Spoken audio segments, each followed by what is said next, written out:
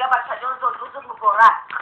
صحبت شاید رحمت جون زنده باشی بچه جان. بگو بچه جان بگو هم تو بخیر بچه. چون دفعش مهمونان موندی بخورم. ای بچه ای بای اوخی اول من میگم که سردی گشنه چیه میخورم. اینا میمون رو بفرد تو بگی بخیر بچه. ای بچه. بخیر بچه کو بکی ابو کدام مهمون اومد چی بگو. راست.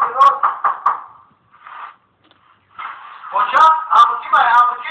بیا. سالی دیگه سجان سلامت خوبه که همه نفر هیا پرتگال روز مبارک باشه که چیان یکاو اینا کاسونو برو امون کاسونو رو چطور آه نه کاسونو از رنگی سر خناق بدید یا کاسونو برو که سر کاسونو بیا فقط خدیر میکنی یکم در کور گوشتم عیدی میام کور برو سالی دیگه انگار نشه اکم شده مغازه را بودری خرید بودری خرید؟ آها هیچ هستی بیشتر بودری هسته؟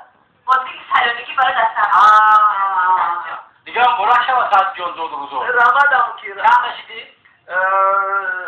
13 یک کانش هم ساعت طوله شد رحمت اموکی جون اکا جان بگی من تو بگی نه بکر کشیدم ما که رو سیگار بیانگا جان ایخونه خورده آمدگیم تا انا بیجه ما سیرم اکا با خاطر زود روزی چی هم اکسکا میاد اصلا بخی که همه هم بخرم صدقای ساعتون مایلی و اخید نمیتونم خورده میکن کن تا انا بیجه ما سیرم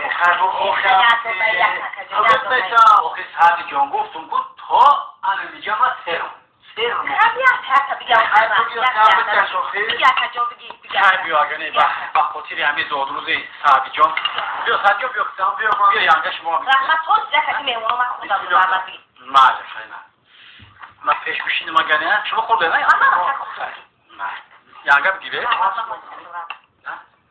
الله الرحمن الرحیم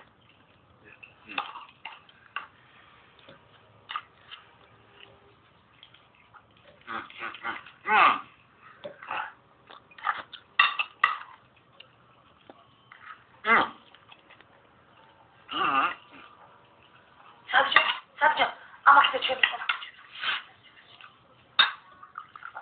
اما جان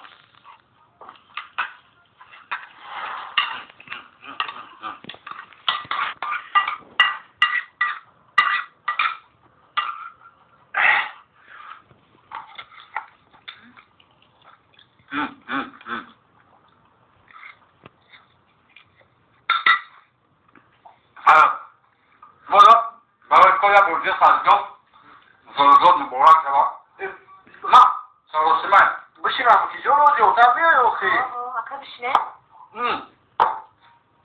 بگامیون نو کم در سروسی من ترکم یانگا من بگامیون خوش آمدی اکا جان خوش آمدی زلزل دیگه برزی مبارک شما سازگاه ها اوشا اموکی گفت که تو همیشه مسیرم تو همیشه مسیرم همیشه تو همیشه 48 مرتبه